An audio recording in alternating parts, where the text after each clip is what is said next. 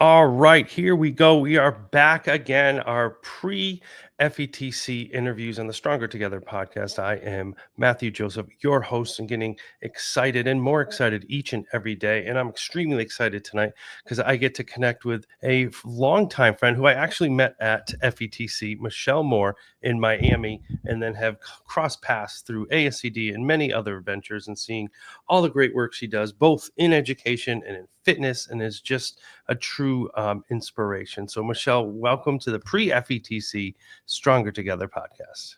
Yay, I'm so excited. Thank you for having me. I can't wait to see everybody in person again at FETC next week. Yeah, last year was just a blip of like, I saw you in passing, and then I think you're only there a day, and then it's like, oh, that wasn't enough. So, from what I gathered before, you are going to be there for multiple days. Yes, and let that be a lesson for everyone listening. Do not go to FETC for one day because it's almost worse than if you don't go at all. I had such FOMO, and I was so sad that I was only there for 24 hours. Yes, so not this year. You're going to be there for quite a time and having opportunity to present. But for those people who don't know who you are or the work you do, I'd love for you to introduce yourself. And you've had quite an adventure in many different capacities in education. So share kind of your educational pathway and then what you're doing now. I would love to. Thank you. I started out in Hillsborough County Public Schools as a classroom teacher and then eventually moved into professional development and was with them for about 12 years before joining Nearpod as a customer success manager. And from there went through a couple of different Edtech companies. Hmm. After Nearpod was acquired by Renaissance and whatnot, I really love the earlier startup phase of a company where it's like everything goes and a lot of change and everything's happening quickly and you can change things very quickly is kind of my jam. So right now I'm at Prisms and just loving it. And if you don't know what Prisms is, we're actually going to be at Jamie's AR playground. So Oh, you great. there on Thursday and put on a VR headset and experience spatial learning for math and science. That is excellent. And so how did you get into that work? And you mentioned Jamie. I wanted to switch this real quick because she works for identity automation. I meant to put this at the background. This is our FETC background. Identity automation is our partners for this podcast. So I'm extremely excited for. So how did you get into that work? Uh, I don't know. Or just that interest, like Prisms, like I how does know. that even start? That's Well, amazing. it's funny. When I was interviewing for the role with the founder, I remember telling her, I feel like throughout my career, I had a lot of random experiences. And I think educators always want to like volunteer or give back in some way. And it just so happened that most of my volunteer experience was with girls and encouraging them to go into STEM fields.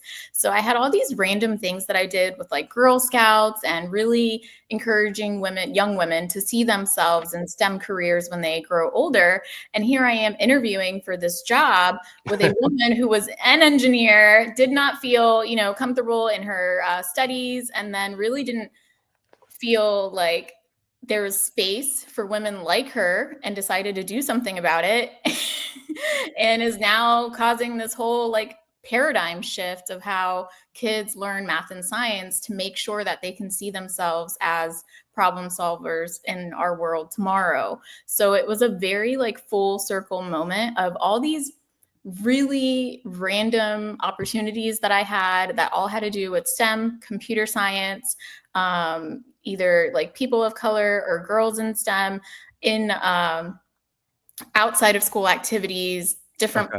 partnerships, different grants, but always like somehow looped me back in. And now I actually get to work for a company where it's my full-time job and I don't have to do Wow, that's things on the side anymore. that that is great, and you find it fulfilling, and it's filling your bucket for you because I know you're always Yeah. inspirational and working for others to boost them up. Yeah, it has been so amazing. And everyone is just so passionate and really believes in what we're doing and the change and the shift that we're causing. And I know we hear that a lot, especially in ed tech, but I always tell people if you want to have a really great icebreaker and you're among educators, ask them about their experience in a math class. Oh, well, You know, that's awful.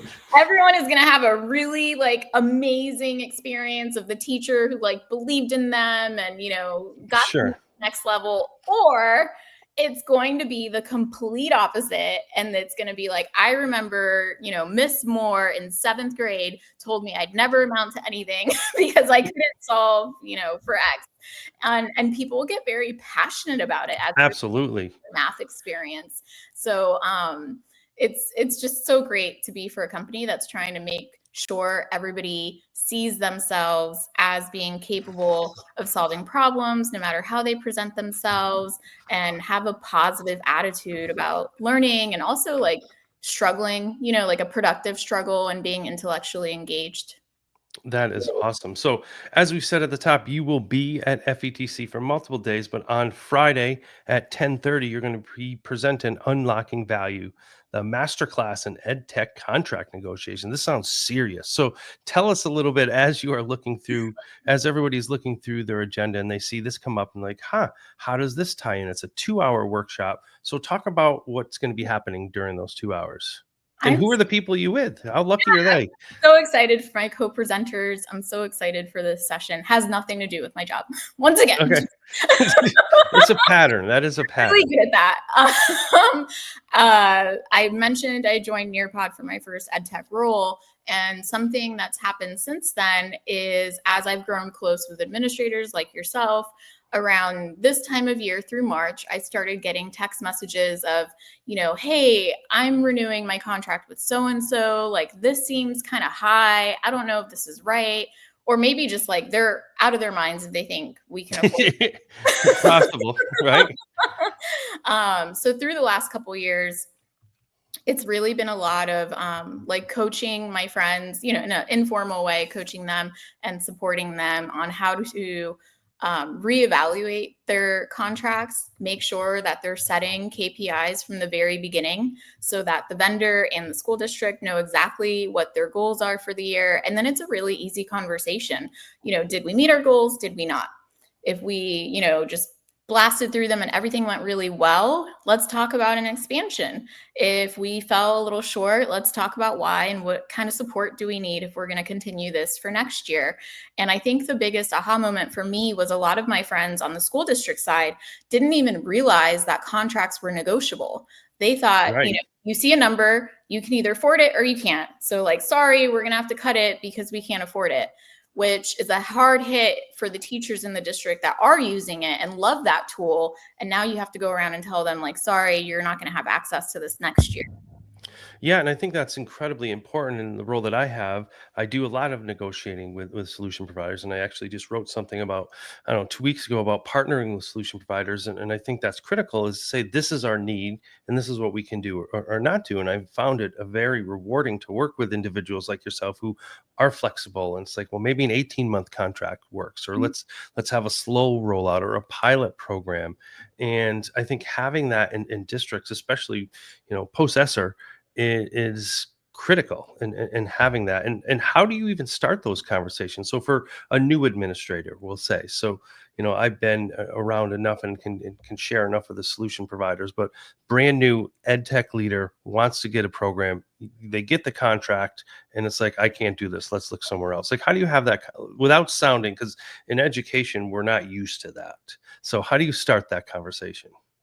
Yeah. Well, it's interesting how many times I've shown up to an implementation meeting. So in my role, normally I don't meet the customer until post sale. So somebody in the district acquired the product and now I get to meet with my point of contact who's responsible to support the implementation.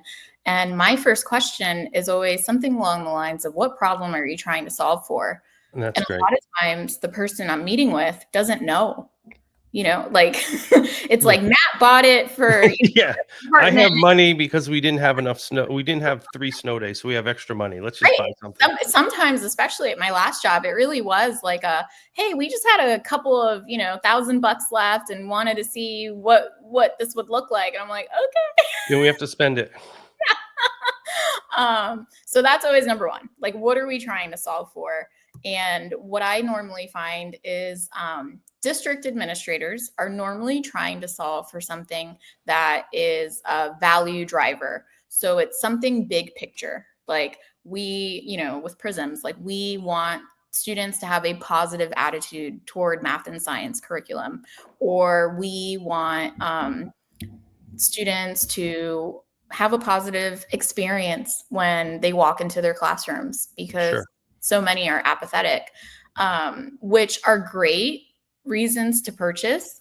But translating that to classroom teacher and figuring out metrics to tie to that, Sure. it's a different conversation. So I normally try to start there and then work my way down. And what I realized was, and this is part of what the course goes through, so maybe I shouldn't say too much, Okay.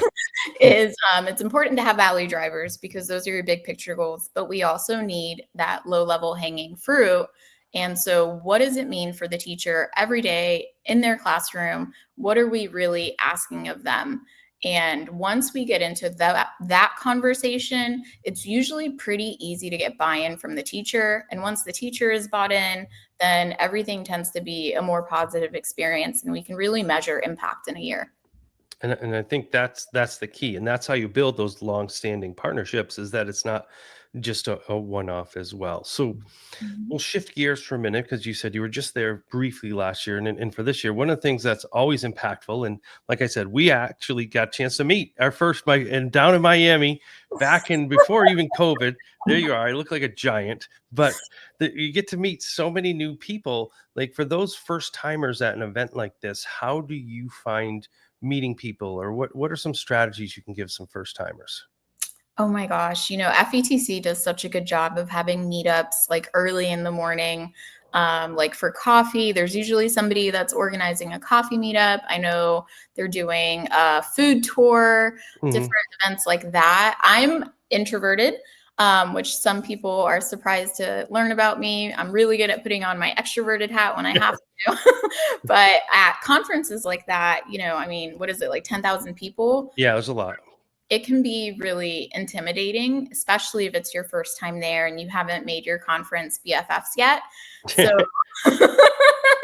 find an event, that's a little bit more scalable, and you can really have some meaningful conversation. But my challenge is to do it, because I can promise you the best learning that I ever got out of FETC was not necessarily from a session, but from conversations with people in my role and listening to how they were trying to solve the same problems that I was facing in my district.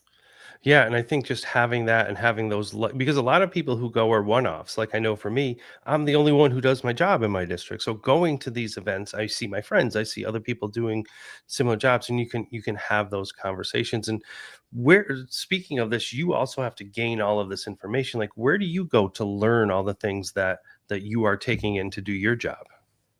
Oh my gosh. For customer success, you mean? Or Just being an impactful educator, because yeah. So actually, one of the reasons I love FETC, and I forgot to talk about my co-presenters, but I'll mention them now. My bond with them grew through going to conferences together. Like you said, everyone's kind of their own little island, and then you get to go and network with them.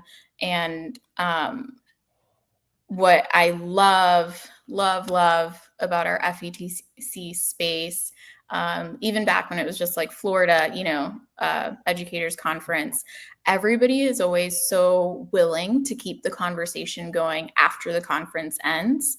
So Mhm. my co-presenters, I have Allison Kibbe in Orange County. So she's right at home, and then Christopher Holt from Hillsborough County Schools in professional development. And both of them I have learned so much from just talking to them after conferences and asking them questions. Like out of nowhere, I will text them and be like, hey, I have a couple of districts that are struggling with this. Is this like a thing? Oh, this is Mhm. a thing. Okay. And then it's almost like crowdsourcing, how is this district solving for it? And the wonderful part is everybody's at a different size district. So you kind of see like, okay, the large districts are doing it this way, those smaller districts are trying to attack it from this angle. And that to me has been the most beneficial and valuable as far as learning and development, is just those real examples, because everyone is facing pretty much the same problem. Sure. So, what I always respect about you, even though you're on the solution provider side, you are a former educator. You're always an educator. You're an ASCD emerging leader in 2019. How has that helped you in the work that you do, that you have experience? Does that help you get into classrooms, get into conversations? Like, how has that being an emerging leader and being in the field helped you? Yeah, it has been. First of all, like shout out to ASCD. They are just such an amazing resource. And I've also met so many wonderful people through that networking opportunity. It has really helped make me a subject matter expert. And I think more than anything, it's given me the confidence. I mentioned sometimes when I have meetings, I meet with like a random person that maybe didn't even know what the product was before they met with me. And then other times, if it's a smaller district, or, like in your case, where like one person is doing multiple things within a district, I might end up sitting at a table with a superintendent and having to have a conversation with them about the implementation or the product. And I think my expertise makes me very comfortable in those situations, where maybe if I had never gone out of my way to grow outside the classroom, I would be really intimidated sitting with a superintendent and coaching into what a good implementation looks like. I probably would have been like, I don't know, what do you think we should do? Right. No, and I think again that just helps, get in the door, have those and build the trust. And one thing before I get you out, is that I always respect the amount that you share and that you show the fitness side and the drive and the determination. Like that's like, it's inspiring for someone who goes up and down with weight or goes into some exercise and then off. I have my Spartan shirt on today. Didn't even think about that you were coming on, but you're someone that's consistent. And where did that drive come from? Because it's not just about the fitness side, it's about a life choice. And I think you model that in everything you do. So where did that come from? Where did that start? Yeah. Well, first, I do want to acknowledge I struggled with being consistent with fitness, and I realized it was because I didn't have an actual good reason to keep me going. So Hmm. it was always like, like I want a six pack, or Right. I want to be able to do, something that was just very maybe vain, or like not really meaningful and didn't really resonate. And somewhere a couple of years ago, I got it in my head, I want to be 90 years old and touch my toes. Oh, And I like, like it. I like it. if you know what it takes to touch your toes when you're older, you're going to need muscle, you're going to need flexibility, and you're going to need mobility. And so everything I do is really not for Michelle today, but for Michelle in the future. And for whatever reason, that just stuck with me.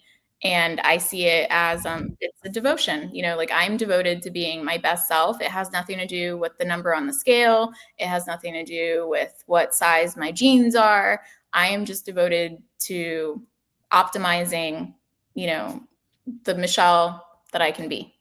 Well, that is awesome. So, for all of you out there who do not follow Michelle, make sure to find her on all socials. She's just inspiring on X. Follow her at Michelle for Ed, and you'll see her on LinkedIn as well. Just putting in Michelle Moore.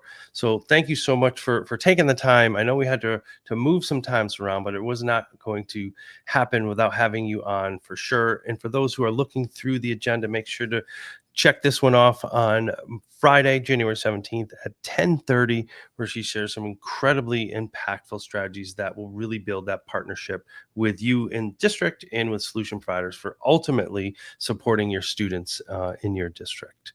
So, Michelle, I look forward to seeing you in less than a week.